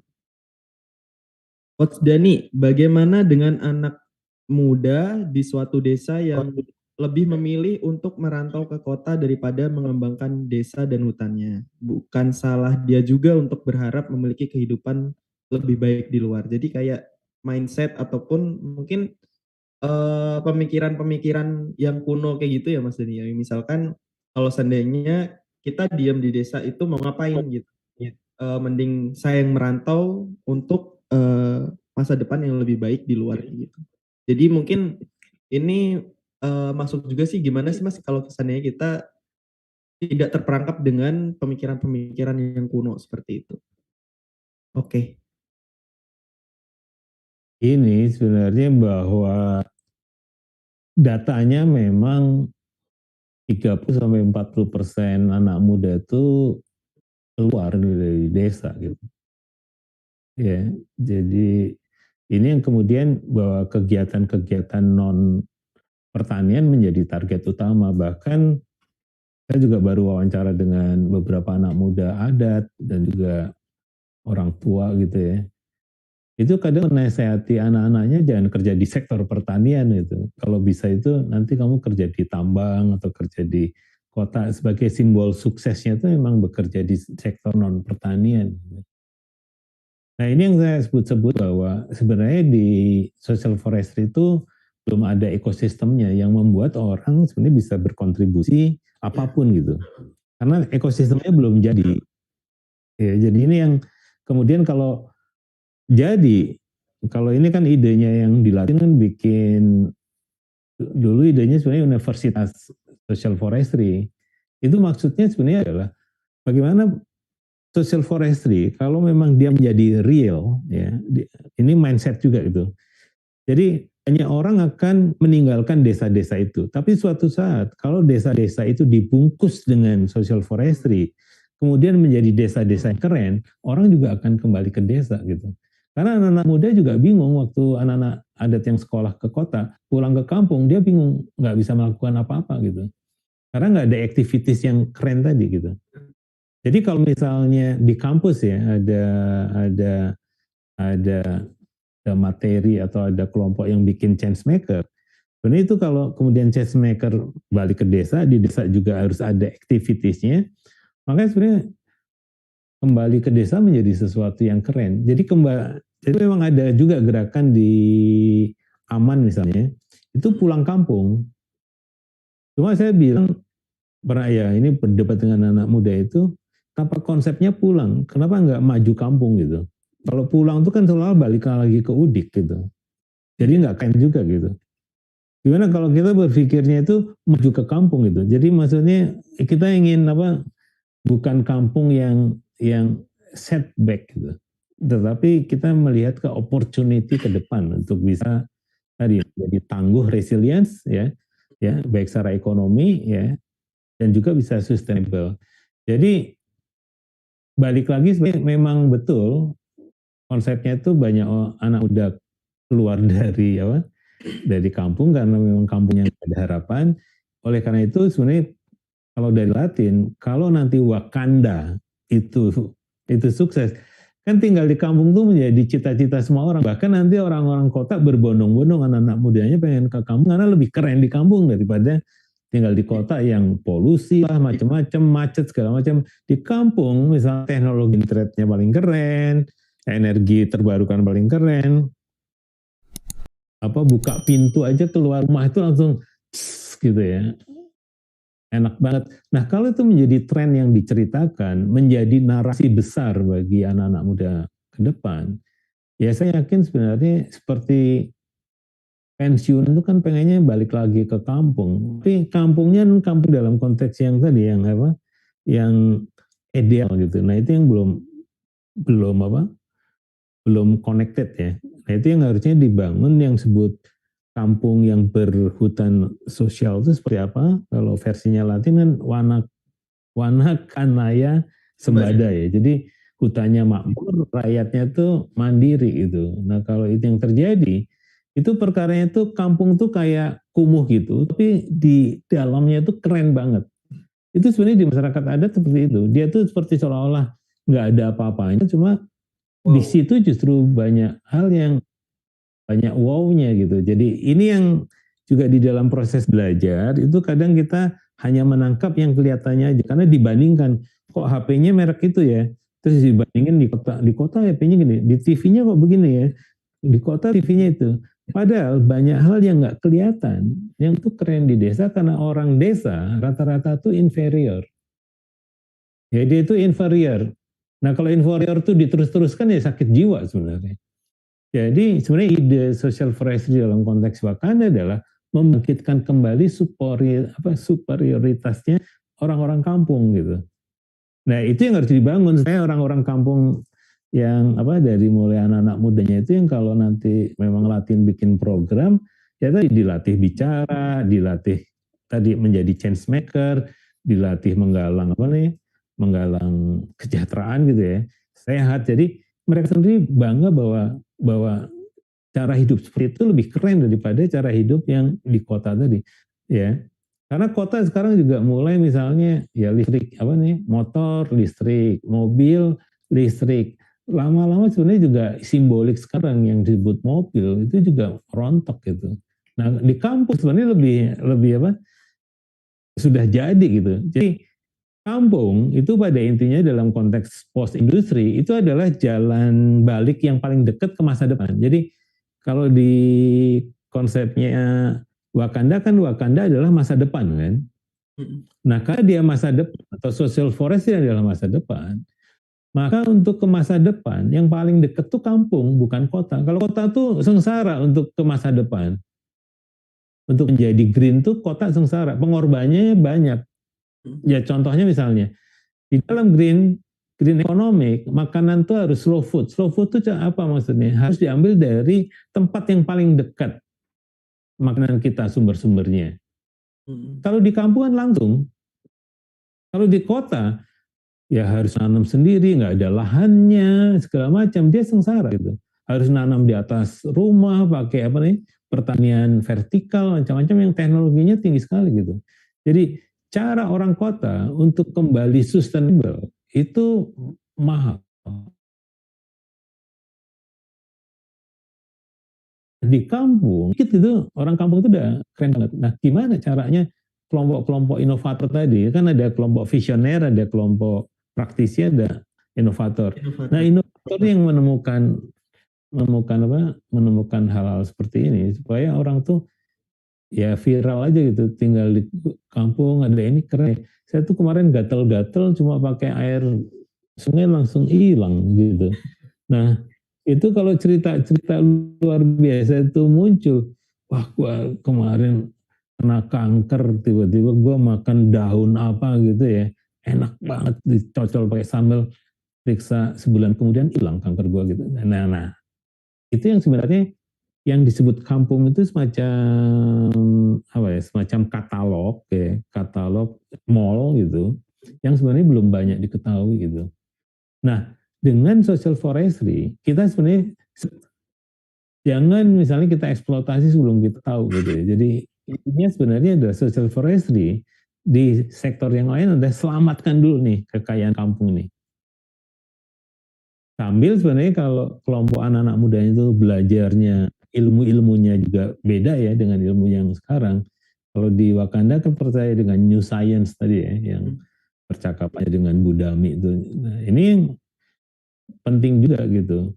Kalau yang dipelajari adalah new science, maka kampung lebih cepat mencapai ketangguhan dan keberlanjutannya dibandingkan tadi kota tuh susah gitu ngubah transportasinya, udah kompleks gitu ya. Jadi kalau pada suatu saat misalnya climate change terjadi, kota tuh paling sengsara gitu.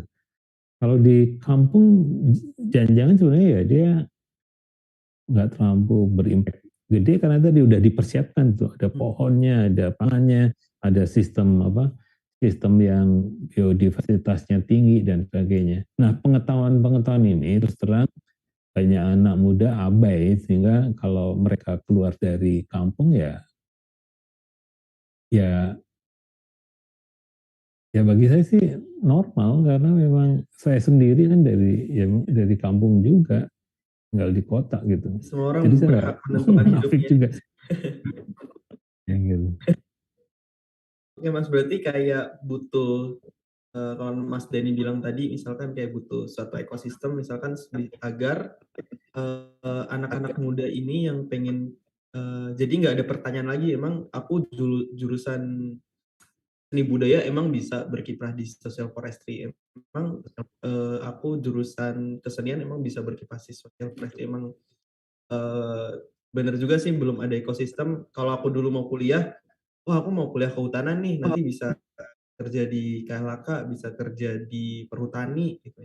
Jadi udah ada ekosistem yang udah menjamin nanti masa depan itu seperti apa. Oke, paling paling jadi kayak sebuah magnet gitu sih, magnet apa sih yang bisa narik anak-anak muda ini dari berbagai elemen, berbagai latar belakang yang agar tertarik bagi SF. Oke Mas, kita lanjut pertanyaan selanjutnya dari Novan Aji. Bagaimana agar sosial tidak terjebak dalam kolam perhutanan sosial, tapi bisa menjadi sebuah kolam sendiri dengan ekosistem dan prosesnya sendiri? Yaitu sebenarnya itu pertempuran bahasa ya, Van Dua ya. bahasa ya Mas ya. Dua bahasa. Jadi, Versi jadi negara. sebenarnya kalau di model ekonomi ya, itu kan nggak, idenya kan ada namanya ekonomi keluarga kan. Ekonomi keluarga itu sebenarnya ekonomi yang gratisan tadi gitu. Kita punya ibu, itu ibu masak segala macam dibayar gitu ya. Mm-mm. Mungkin nyuciin baju kita nggak dibayar. Sama juga kalau saya bebersih rumah di rumah yang nggak ada yang bayar itu. Itu semuanya free ya. Untuk si keluarga supaya supaya apa? Supaya supaya apa? Sejahtera berkelanjutan gitu. Jadi ada tugasnya. Saya bebersih kamar mandi, saya besok cuci mobil segala macam itu ada bagiannya semua tuntas gitu. Nggak Mm-mm. ada yang dibayar. Nah, di sisi lain ada ekonomi pasar gitu, yang semuanya itu harus dibayar. Di Mm. ekonomi pasar tuh ya telepon aja bayar gitu. Iya. Ngajak ngobrol aja ada berapa jam, 1 jam bayar gitu segala macam. Atau saya di jadi fasilitator itu juga harus di apa di, dibayar gitu. Nah, jadi semua hitung gitu di model ekonomi pasar gitu. Kalau tidak, tadi si ekonomi pasar tuh nggak bisa jalan juga gitu. Karena kalau banyak yang nggak dihitungnya, ya dia nggak efisien gitu. Oleh karena itu supaya efisien semuanya dihitung gitu. Kalau di kelebihan ya ini terlampau mahal dan dilanjutkan dan proyek ini. Jadi Mm. hitung-hitungannya gitu aja, ya. Nah, ada yang namanya ekonomi komunitas di tengah-tengah nih. Mm. Ekonomi komunitas itu antara ekonomi keluarga dengan ekonomi pasar. Kalau di pasar itu kan kita nggak bisa nawar. Mm. Coba aja ke mall gitu, bisa nggak nawar? Tolong dong turunin harganya 1.000 aja. Bisa, nggak bisa kan? Semuanya Iya. tuh kita saya pada sistem itu gitu. Kita nggak bisa nawar. Dan padahal kan ini uang saya gitu. Saya kan harus tahu gitu. Kenapa ini harganya lebih mahal dari yang ini gitu. Padahal cuma beda merek, semuanya sama, segala macam, warna sama. Cuma bisa beda 100.000 atau 1 juta dan sebagainya. Ya karena ini branding gitu. Dia kan nggak masuk akal gitu di model di model ekonomi semacam ini karena dasarnya efisien gitu. Mm. Karena efisien lah ekonomi pasar itu menjadi gede seperti ini sekarang gitu. Mm. Nah, ada yang namanya ekonomi community ini. Ekonomi community ini adalah di dalam interaksi mereka di komunitas itu macam-macam. Ada yang barter, modelnya lamalera kan. Ya antara yang laut dengan gunung tuh barter gitu.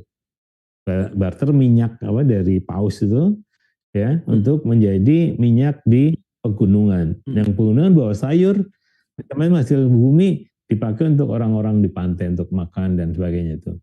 Jadi di sini sebenarnya modelnya ada barter, ada modelnya kooperasi, ada modelnya macam-macam gitu, ada arisan misalnya, ada segala macam gitu. Nah, konsep ini, konsep ekonomi komunitas itu sebenarnya mencerminkan yang disebut social forestry tadi, yang disebut commodity forestry. Jadi commodity forestry itu bukan forestry keluarga, privat, bukan juga publik, yang apa namanya yang disebut private company tadi yang gede-gede gitu. Tapi dia antar itu gitu. Jadi dia bukan perusahaan juga, bukan apa karena perusahaan private kan. Dia kan kekeluargaan sebenarnya. Ada jiwa sosialnya tadi di apa perhutanan sosial. Nah, jadi memang betul, Van, memang harus lebih gede dari perhutanan sosialnya program pemerintah karena program pemerintah sebenarnya mentok di kawasan apa ya di kawasan hutan yang menjadi tanggung jawabnya mereka itu. Tapi ketika dia keluar produk itu kan keluar ke wilayah yang non hutan. Mm. Di situ kan bergerak macam-macam. Gitu. Jadi memang social forestry nggak bisa hidup hanya oh kamu ketika udah keluar dari kawasan hutan lu harus bayar gini dong. Kamu harus pakai teknologi ini dong. Ya gimana coba? Nggak bisa kan?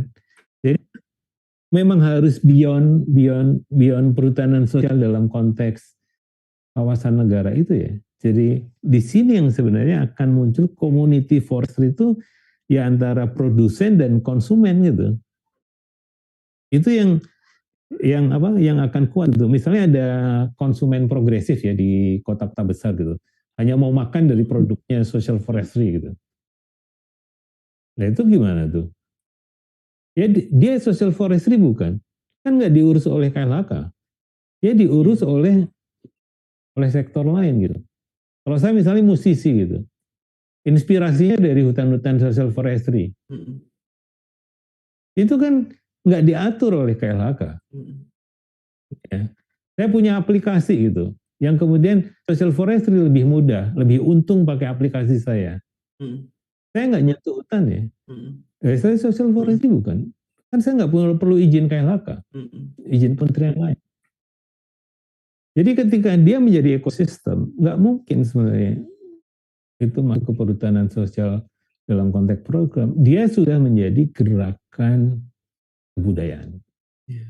gerakan bisnis besar gitu, ekosistem.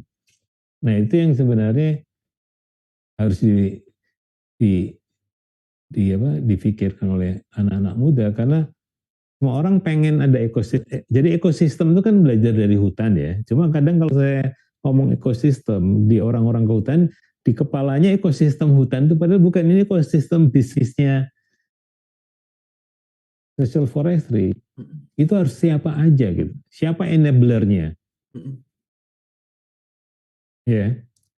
Dan kalau misalnya apakah nama social forestry juga itu valid gitu ketika dipakai untuk mendukung kementerian lain gitu. Itu nanti akan jadi pertempuran ke depan kenapa yang jadi punya nama KLHK gitu. Kan saya terlibat juga tuh, nah gitu-gitu satu saat yang akan jadi percakapan-percakapan strategik gitu. Jadi suatu saat pasti yang disebut tadi community tadi, sebenarnya community itu antara transisi keluarga di privat atau state forestry sama keluarga apa family forestry gitu ya, keluarga ya. Nah ini ada community tadi. Community kan ada desa, ada masyarakat adat, ada komunitas lokal, ya, ada bentuk-bentuk apa kelompok-kelompok sub desa dan sebagainya itu ada di sini. Nah itu aja kalau beneran terjadi ya itu besaran ekonominya kan raksasa, ya. Dia butuh S2 untuk ngelolanya, untuk grouping community forestry itu di grup-grup gitu. Itu kan mirip dulu koperasi aja, satu kecamatan harus ada manajernya tuh sarjana ya. Nah ini kalau per kecamatan kan ada 4.000 kecamatan, berarti ada 4.000 kelompok group of community forestry, maka butuh S1 di situ, ada 4.000 S1. Itu nggak tahu juga kalau itu dipikirkan menjadi sistem, nggak mungkin sebenarnya dipikirkan dalam konteks satu kementerian. Dia memang harus harus gede banget itu. Nah, apakah penamaannya itu social forestry atau nama baru yang keren lagi atau apa? Karena social forestry yang sekarang kan juga penamaan baru dari berbagai jenis hutan-hutan yang dikelola oleh masyarakat kan. Ada hutan desa, hutan adat, ada hutan kemasyarakatan, ada joint forest management, ada kemitraan, macam-macam. Jadi dia juga hanya penyederhanaan dari nama-nama yang hidup sebelum social forestry menjadi sebuah peraturan menteri gitu. Jadi atau masuk di UCK gitu ya. Jadi memang harus beyond perhutanan sosial yang sempit. Jadi kalau boleh itu ada perhutanan sosial dengan PS-nya kecil, ada perhutanan sosial P-nya besar, S-nya besar. Itu boleh jadi sesuatu yang beda. Itu Oke, kan. Mas. Oke, Mas Dani. Mungkin ini yang terakhir nih, Mas. Pertanyaan sebelum kita mengundurkan diri, kita tutup. Dari Jessica Retno. Jessica Retno nih rajin juga, Mas. Nanyain mulu nih kalau ada Lestari Indonesia. Jadi ada anak muda tertarik mengelola wisata desanya nih. Terus kalau berkaca pada 5R tadi, pertama rasa bila anak muda hanya memiliki rasa untuk mengembangkan wisata di desanya, apa potensi lain harus dikesampingkan gitu. Ya tadi sebenarnya kalau memang anak-anak mudanya punya panggilan untuk membangun desa wisata misalnya, atau apa sih ini wisata alam atau wisata macam-macam. Sebenarnya memang banyak gerakannya yang dari anak muda ya. Tapi pada prinsipnya itu bukan ikut-ikutan, tapi memang ada panggilan. Saya suka gitu dengan apa?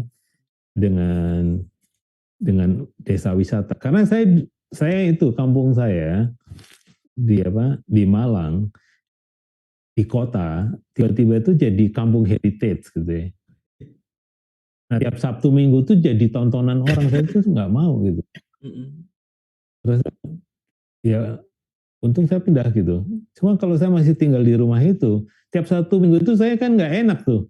Mau apa, santai-santai di ruang tamu depan gitu-gitu, itu segala macam ditonton orang potret, oh ini Dilihatin orang. kehidupan kampung di sini gitu.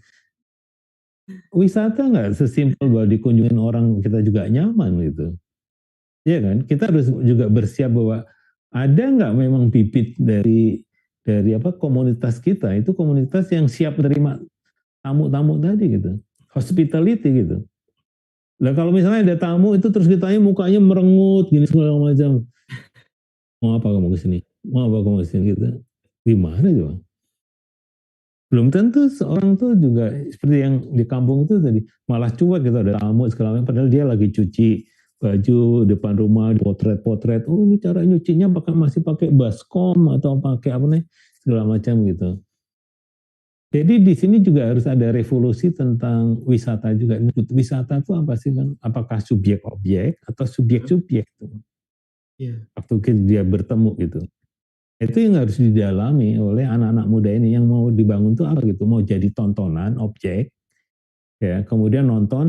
Nah kalau nonton itu kan sama. Suatu saat misalnya kayak di Bali gitu ya, ya orang Bali jadi penonton gitu. Yang investasi kan wisata industri apa? Industri besar-besar yang di luar Bali gitu. Restoran yang punya bukan orang Bali. Tergantung kalau Jepang ya restoran Jepang, Cina restoran Cina, Turki ya restoran Turki, Itali restoran Itali. Jadi ingat ya bahwa dalam konteksnya bukan soal ini mau apa gitu atau memang ingin ingin gini sebenarnya yang ingin saya sampaikan adalah saya sering sering berdebat juga ya nenek moyangnya orang Bali itu sebenarnya waktu niat bikin pura bikin itu segala macam di kepalanya itu untuk bisnis atau untuk berkebudayaan gitu jadi di wisata itu Iya ya Mas ya. sebenarnya esensi bikinlah bahagia hidup di kampung kalian gitu. Pasti dia jadi wisata sendiri kan viral gitu. Jangan sampai jadi desa wisata terus kita nggak bahagia. Anak mudanya mau apa? Ya bikin aja keren di situ. Bikin tarian, bikin musik, bikin festival ini. Pokoknya happy anak muda di situ. Jangan pikirin saya mau cari uang atau segala macam. Uang tuh hanya efek. Ya, dampak dari kalau kita keren. Loh kalau kita niatnya cari uang, nggak ada yang datang lah. Iya. Jadi mirip yang sedang dicoba misalnya di Borobudur atau di mana tuh di Labuan Bajo segala macam. Itu di balik itu harus ada kerja keras bangun orang tuh suka didatengin. Bahwa dia tuh lebih bahagia. Jadi orang datang ke sana itu melihat kebahagiaan. Ih, bahagia banget ya orang Labuan Bajo.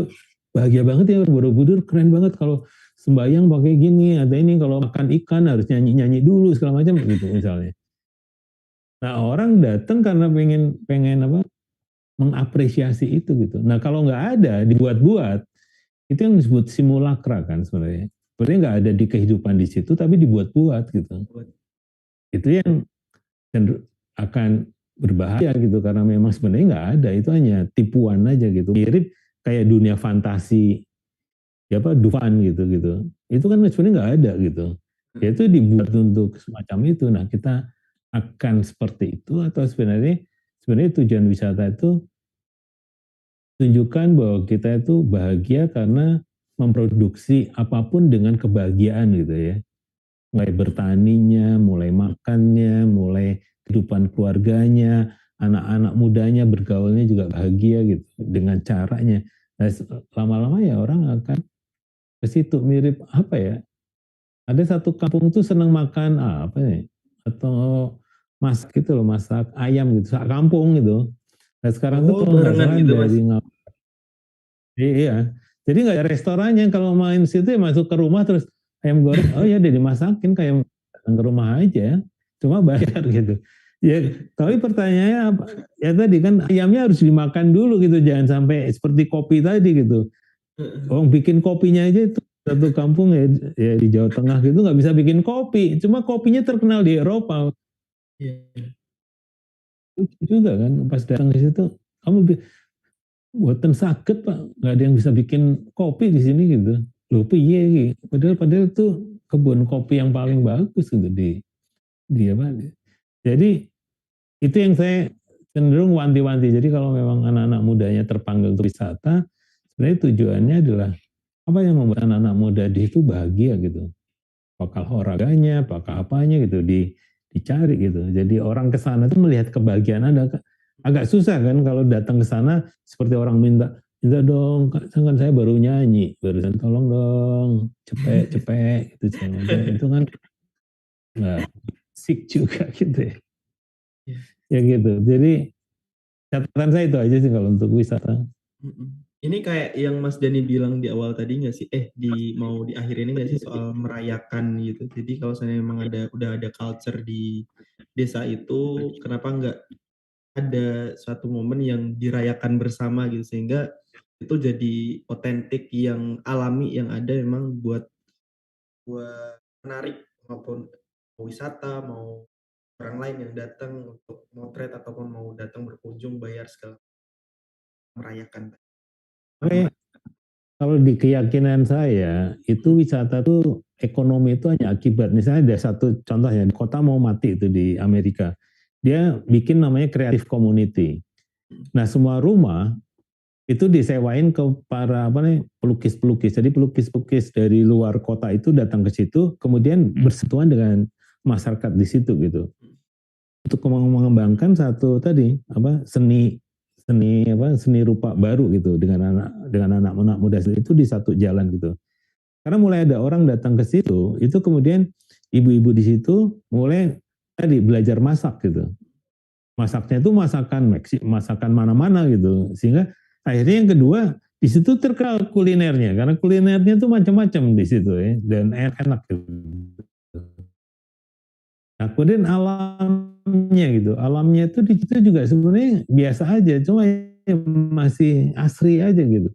Dipertahankan menjadi trek. Jadi yang dibangun tuh malah minimalis, nggak ada semacam. Jadi si creative community ini tiba-tiba menjadi nomor satu di dunia karena justru tadi kesana tuh dilarang, mobil nggak boleh, segala macam nggak boleh, segala macam itu. Kesana ya tadi mau menikmati kuliner bareng, ngobrol sama itu, bahkan apa sih orang-orangnya tuh diajarin jadi storyteller gitu. Jadi semuanya tuh ke situ tuh bercerita gitu, ya. Terus tadi wisata wisata apa? Wisata lari, sepeda, jogging macam-macam itu menjadi apa? Booming. Datang akhirnya ya kampung itu punya kuota gitu. Jadi kalau mau daftar ke sana ya tahun sebelumnya mirip mungkin orang mau ke Mekah itu ya, ada kuotanya gitu, nggak boleh apa nih ya kalau kamu daftar ya baru 5 tahun lagi kamu datang ke sini gitu dan semacam itu. Jadi ya jadi luar biasa alamnya kembali, rakyatnya tadi yang desa mau mati menjadi hidup lagi, bukan sesuatu yang mewah dan seterusnya, malah keren gitu. Ada juga misalnya wisata di Pulau Moyo atau segala macam, itu mahal banget ya, semalam 25 juta berapa, cuma nggak ada sinyal, nggak ada listrik, semuanya apa cuma kayu bambu gitu, nggak ada yang apa yang istimewa. Itu justru mahal dibandingkan yang harus makanan tuh dibuat spesial enggak, bukan itu yang dijual tuh keheningan, justru sepinya yang dijual oleh pulau itu gitu. Jadi orang ke sana karena pengen hening, sepi, nggak ada suara-suara yang mengganggu gitu. Nah semacam itu ya. Jadi kalau kalau kalau menurut saya wisata tuh menjadi lebih spesifik karena orang juga kalau cuma mau makan tiba-tiba ada rumah makan Padang juga di situ, ada rumah warteg juga di situ gitu. Nah, semua apa yang ada di kota ada di sini terus gimana tuh? Kan repot juga. Jadi Jadi bukan itu, harusnya ya yang dimakan oleh orang di situ itu yang akan menjadi makan. Itu ada juga di, kalau nggak salah di apa, di suku Maya ya, itu di apa, di oh gimana sih itu, Lima Peru ya, di Peru Di Peru. itu, kampung itu satu-satunya kampung yang masih memasak ya, masih memasak menggunakan cara-cara kuno gitu, mirip di Papua. Jadi masaknya itu pakai batu panas gitu. Ya, kemudian masak itu di rumah-rumah kampung itu disiapin. Itu sama antri juga tuh untuk apa, menikmati makanan yang dimasak ala bangsa Maya ribuan tahun yang lalu gitu. Itu karena di situ masih dianggap otentik gitu. Nah itu mereka makan sehari-harinya juga itu, kalau nggak ada tamu ya makan itu juga, bukan karena ada Baru tamu masak masak ya itu Mas ya? juga. Jadi bukan baru masak, oh nanti dulu ya. Ini sudah nggak dimakan di saya, dilepeh-lepeh gitu, itu kan lucu tuh. Tolong dong makan. Jadi bukan gitu. Menurut saya idenya harusnya, buatlah kita bahagia. Kalau kita bahagia itu kan berarti kita keren gitu. Nah kalau kita keren, mau makanannya, mau tariannya, mau musiknya, ya kalau orang datang ya syukur-syukur aja. Tinggal kalau sedikit ya biasa aja, kalau makin banyak ya diatur gitu aja kan. Ya, Mas. Jadi nyenengin kita dulu, insya Allah kalau seandainya emang orang lain, kalau kita udah keren, ya orang lain pasti seenggaknya ngelirik lah, ataupun nanti akan berkunjung. Oke Mas Dani, Ya, mungkin kita terbatasi oleh waktu lagi. Mungkin aku di sini ingin mendengar satu closing statement terkeren Mas Dani seumur hidup Mas Dani, apa Mas? itu sebenarnya kalau kalian yakin bahwa problem solver itu bisa memecahkan masa depan, itu salah gitu. Masa depan itu hanya bisa dipecahkan kalau kita itu mengeksplorasi peluang gitu. Oke. Karena yang akan menjadikan, karena orang tadi yang mengeksplorasi peluang itu percaya kalau masa depan baru itu terwujud, di situ akan lebih banyak peluang lagi. Jadi berhenti jadi problem solver, jadilah tadi menjadi petualang opportunity. Itu aja. Oke. Terima kasih, luar biasa. Jadi